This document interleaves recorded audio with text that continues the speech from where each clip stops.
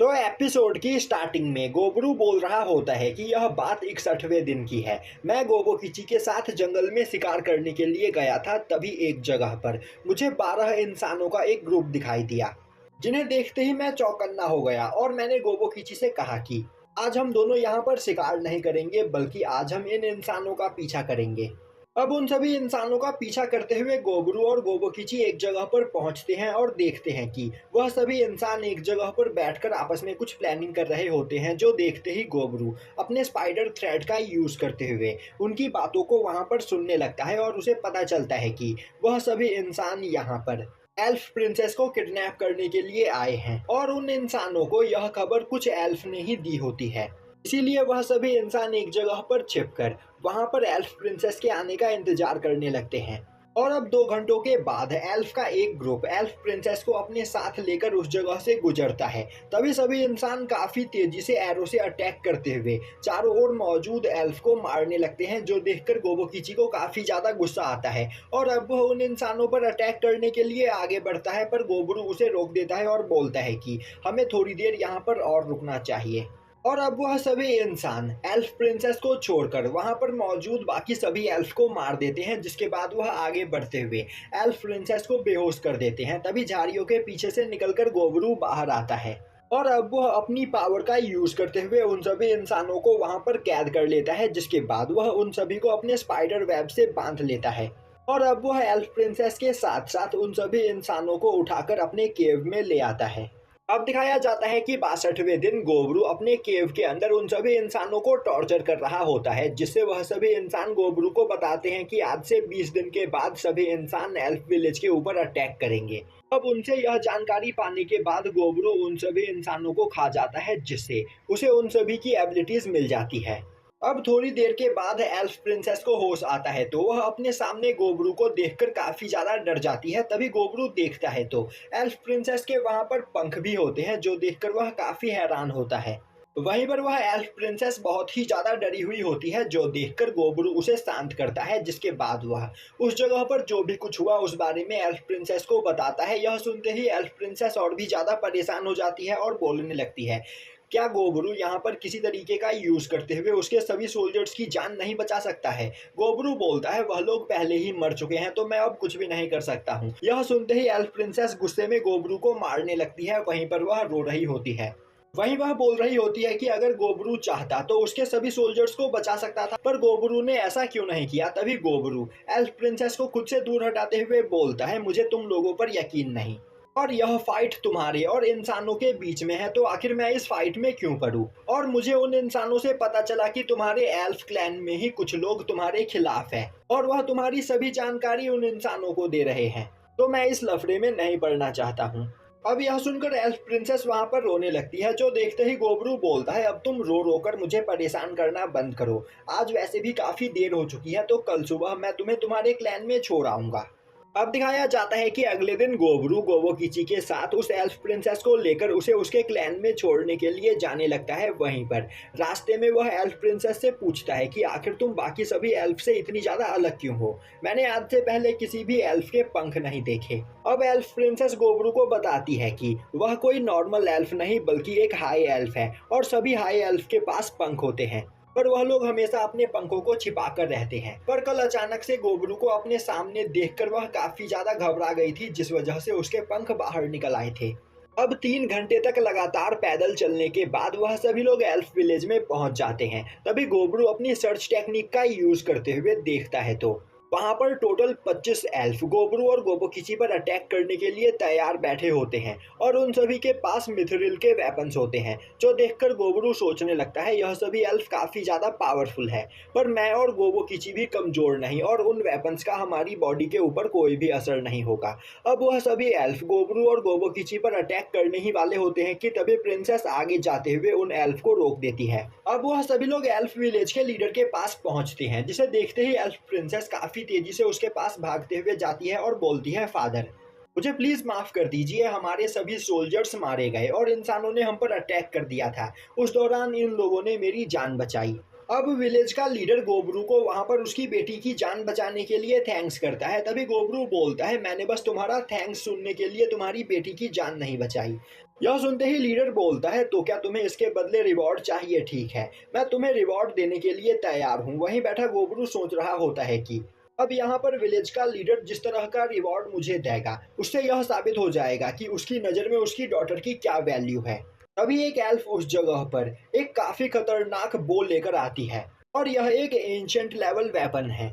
और अब विलेज का लीडर वह वेपन गोबरू को उसकी बेटी की जान बचाने के लिए ऑफर करता है। अब गोबरू देखता है तो वह वेपन सच में बहुत ही ज्यादा कीमती होता है। तभी गोबरू बोलता है, प्लीज मुझे माफ कर दो, मैं बस यहाँ पर तुम्हारा टेस्ट ले रहा था, पर तुमने यह वेपन अब मुझे गिफ्ट कर दिया है, तो इसके बदले मैं भी तुम्हें कुछ गिफ्ट देना चाहता हूँ। मेरे पास कुछ खास कीमती चीज तो मौजूद नहीं है, पर मेरे पास तुम्हारे लिए एक इन्फॉर्मेशन है।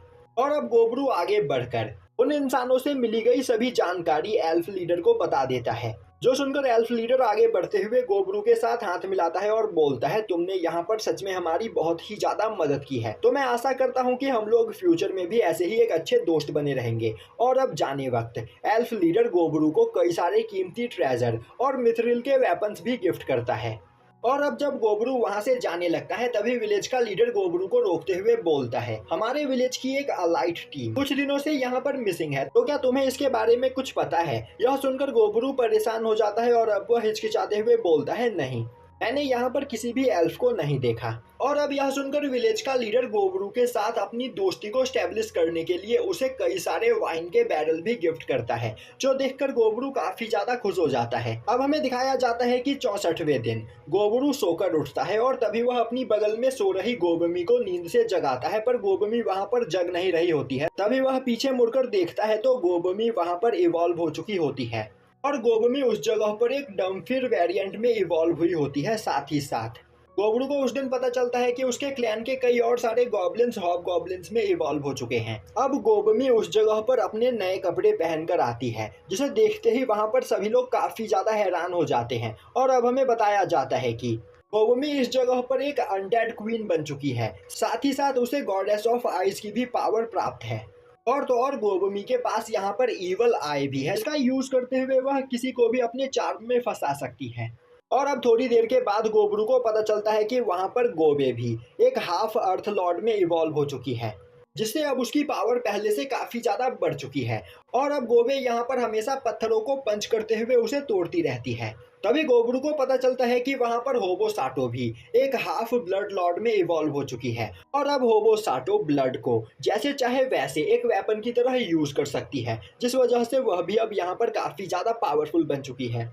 वहीं पर गोबरू उन सभी लोगों को देखते हुए सोच रहा होता है, जब से हम लोग दूसरी बार इवॉल्व हुए हैं अभी से मैंने एक बात नोटिस की है कि हम सभी की बॉडी के ऊपर कुछ अजीब से निशान बने हुए हैं और यह सभी निशान यहाँ पर अलग अलग चीजों को दर्शाते हैं। तभी वहां पर भागते हुए गोबजी आता है और अब वह उन सभी लोगों को इवॉल्व देखकर काफी ज्यादा खुश होता है और अब वह उन सभी का दोबारा से नामकरण करने की कोशिश करता है, पर उसके द्वारा दिए गए सभी नए नाम भी काफी ज्यादा अजीब होते हैं, इसीलिए कोई भी उस पर ध्यान नहीं देता है। और अब गोबजी सभी लोगों को बताता है कि यहाँ पर सबसे ज्यादा पावरफुल एवोल्यूशन गोबमी की है, इसके बाद होबसी, फिर गोबे और होबोसाटो, और इन सभी लोगों से कमजोर एवोल्यूशन है गोबरू और गोबोकिची का, पर कोई भी उसकी बात पर ध्यान नहीं देता है। अब गोबरू हमें बताता है कि पिछले कई दिनों से इंसान और एल्फ बिना रुके आपस में फाइट कर रहे हैं, पर मुझे इसमें कोई भी इंटरेस्ट नहीं, मुझे अपनी टेरिटरी को फैलाना है, इसीलिए अब गोबरू कोबाल्ट के हेड के पास जाता है और अब वह सभी कोबाल्ट को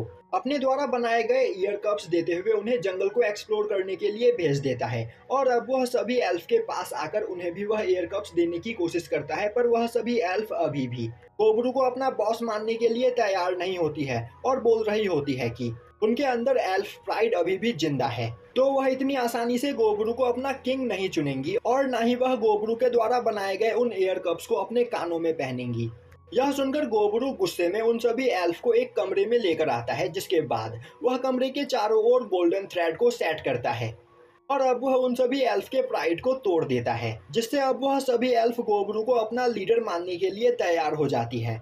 और अब वह सभी एल्फ के साथ साथ सभी कोबाल्ट को ट्रेनिंग देना स्टार्ट करता है, पर स्पारिंग मैच के लिए गोबरू के क्लैन के सभी गॉब्लिन्स उन एल्फ और कोबाल्ट से काफी ज्यादा पावरफुल होते हैं, इसीलिए गोबरू अपनी समनिंग टेक्निक का यूज करते हुए एक स्केलेटन को वहां पर समन करता है, जिससे फाइट करके वह सभी एल्फ और कोबाल्ट अपनी पावर को बढ़ा सके।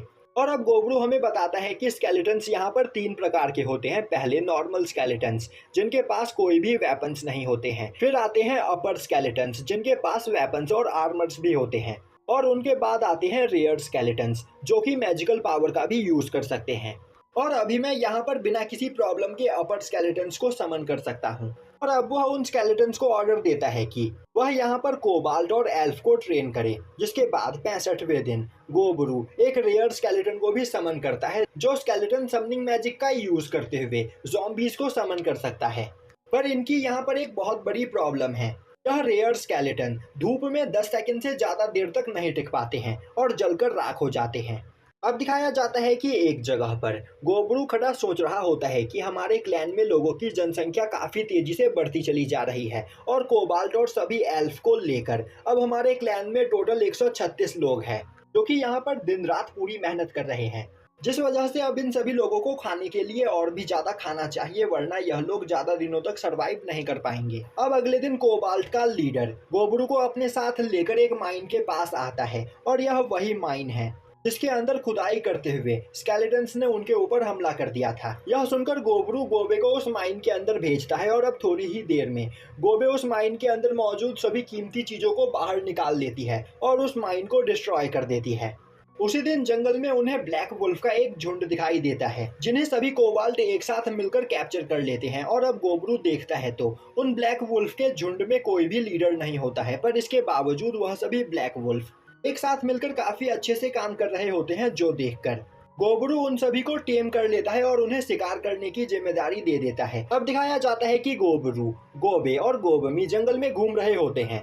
अभी गोबे को जंगल में एक अर्थ बोर्ड दिखाई देता है, जिसे देखते ही गोबरू बोलता है इस अर्थ बोर्ड की स्किन पत्थर की तरह हार्ड होती है। यह सुनते ही गोबे काफी तेजी से आगे बढ़ते हुए उस अर्थ बोर्ड को एक पंच मारती है, जिससे उस अर्थ बोर्ड का कचूमर बन जाता है। वहीं पर उसका पूरा ब्लड गोबरू और गोबमी के चेहरे के ऊपर जाकर गिरता है, जो देखते ही गोबे उनसे माफी मांगने लगती है। अब शाम को गोबरू अपने केव में लौटता है तो वह ब्लैक स्मिथ लड़की गोबरू को पकड़कर अपने साथ लेकर जाती है और अब वह उसे दिखाती है कि गोबरू अपने साथ रेड बेयर की जो हड्डियां लेकर आया था, उसने उसका यूज करते हुए गोबरू के लिए एक काफी पावरफुल वेपन बनाया होता है, जो देखकर गोबरू काफी ज्यादा खुश होता है और अब वह उस लड़की की तारीफ करता है। अब हमें दिखाया जाता है कि 67वें दिन गोबोकिची गोबरू से कुछ पर्सनल बात करने के लिए उसे पकड़कर अपने साथ एक जगह पर लेकर आता है और अब वह बोलता है गोबरू, आगे मैं जो बोलने वाला हूँ प्लीज उसे सुनकर हंसना मत, मैं यहाँ पर गोबे को बहुत ही ज्यादा पसंद करता हूँ। गोबरू बोलता है मुझे यह बात पहले से ही पता है, जो सुनकर गोबोकिची काफी ज्यादा हैरान हो जाता है और बोलता है तो क्या तुमने पहले ही यह नोटिस कर लिया था? सच बात तो यह है कि जब से गोबे इवॉल्व हुई है वह पहले से भी काफी ज्यादा खूबसूरत हो गई है। गोबरू, मुझे बताओ आखिर मैं यहाँ पर क्या करूँ, मैं गोबे को बहुत ही ज्यादा पसंद करता हूँ। यह बोलते हुए गोबोकिची गोबरू को काफी जोर जोर से हिलाने लगता है। अब इससे परेशान होते हुए गोबरू बोलता है गोबोकिची, तुम्हें यहाँ पर शांत होने की जरूरत है, एक काम करो, आज रात तुम गोबे से एक जगह पर शांति में कहीं मिलो और उससे अपना लव कन्फेस कर दो, जिसके बाद जो होगा देखा जाएगा, तो फिर मैं कल सुबह तुमसे मिलता हूँ। यह बोलते हुए गोबरू वहां से चला जाता है। अब हमें दिखाया जाता है कि गोबोकिची रात में एक जगह पर गोबे को अपने साथ लेकर आता है और अब वह उससे अपना लव कन्फेस कर देता है। यह सुनकर गोबे काफी ज्यादा खुश होती है, क्योंकि वह भी गोबोकिची को पसंद करती है और अब वह दोनों पूरा रात उसी जगह पर स्पेंड करते हैं। अब दिखाया जाता है कि अगली सुबह गोबरू और गोबोकिची स्पारिंग मैच कर रहे होते हैं। तभी गोबरू नोटिस करता है कि वहां पर गोबोकिची की पावर पहले से काफी ज्यादा बढ़ चुकी होती है और गोबोकिची के अटैक से उसे बहुत ही ज्यादा डैमेज हो रहा होता है। वहीं पर गोबोकिची बहुत ही ज्यादा खुश हो रहा होता है और बोल रहा होता है कि गोबरू, तुम सच में कमाल के हो, तुम्हारे आइडिया ने काम किया। मैंने कल गोबे के साथ पूरा रात स्पेंड किया और आज मैं बहुत ही ज्यादा खुश हूँ और अब यहाँ पर मैं बहुत ही ज्यादा पावरफुल फील कर रहा हूँ, तो मुझसे अपनी पूरी पावर का यूज करते हुए फाइट करो।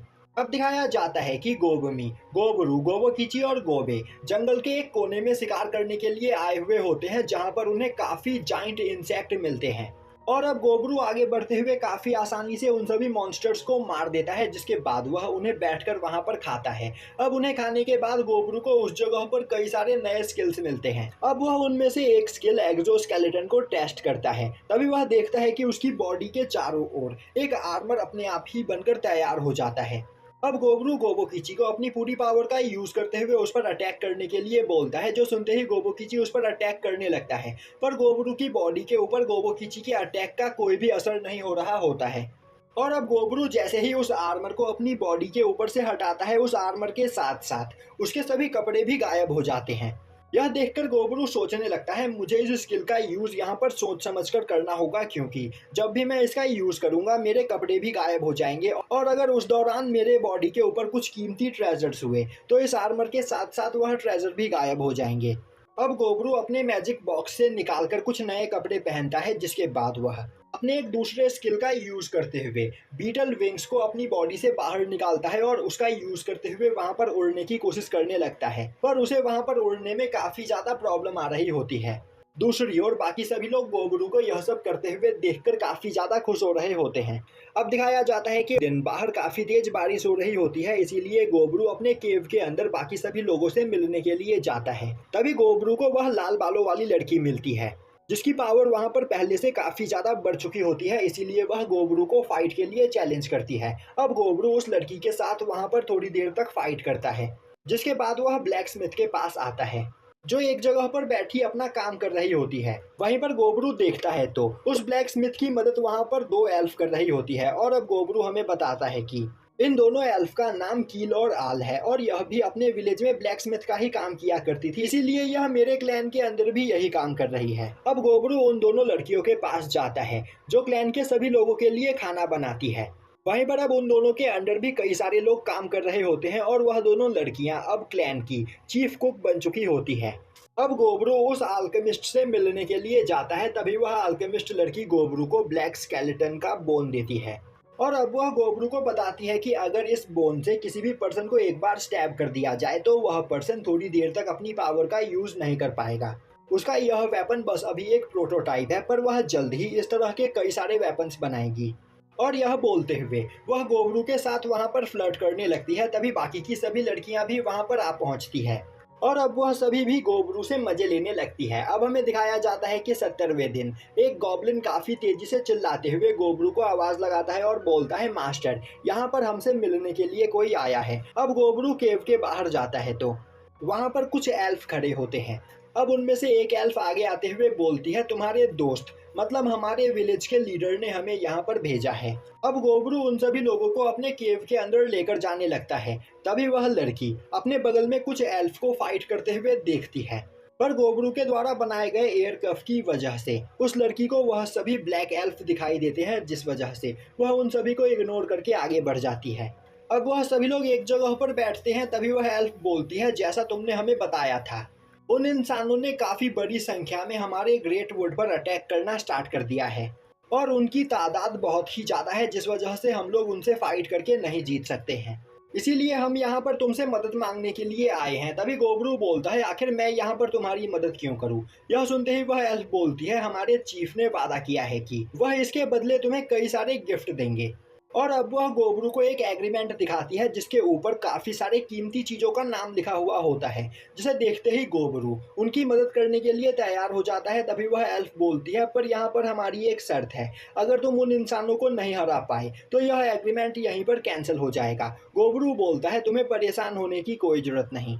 और अब वह अपने पास से एक ब्रेसलेट निकालते हुए उस लड़की को देते हुए बोलता है, यह अपने विलेज के चीफ को दे देना, यह मेरी ओर से उनके लिए एक गिफ्ट है। अब उस ब्रेसलेट को लेकर वह सभी एल्फ वहां से जाने लगते हैं। तभी गोबरू उनके पीछे अपने एक ब्लड क्लोन को लगा देता है। वहीं वह बोल रहा होता है कि मुझे इनमें से किसी भी एल्फ पर यकीन नहीं, तो मुझे इन पर नजर रखनी होगी। और अब गोबरू अपने क्लैन के सभी लोगों को एक जगह पर इकट्ठा होने का ऑर्डर देता है, और अब जैसे ही सभी लोग एक जगह पर इकट्ठा हो जाते हैं, गोबरू उनके सामने जाते हुए उनसे बोलता है, तुम लोग इतने दिनों से जो यह कड़ी मेहनत कर रहे हो, आज फाइनली उसे टेस्ट करने का टाइम आ गया है। गोबोकिची बोलता है, गोबरू आखिर तुम कहना क्या चाहते हो, मुझे कुछ भी समझ में नहीं आ रहा है। तभी गोबरू बोलता है, आज तक हम लोग बस यहाँ पर जंगल में छोटे मोटे मॉन्स्टर्स का शिकार कर रहे थे, पर अब फाइनली तुम सभी लोगों को यहाँ पर असली वॉरियर्स से फाइट करने का मौका मिलेगा, और अब यहाँ पर हमारा सामना एक पूरी की पूरी आर्मी से होने वाला है। यह सुनते ही सभी लोग काफी ज्यादा एक्साइटेड हो जाते हैं। तभी होबसी आगे आते हुए बोलती है, तो हम लोग भी यहाँ पर एक ट्रूप या फिर आर्मी की तरह उनसे फाइट करेंगे, तो आखिर हमारी टीम का नाम क्या होगा?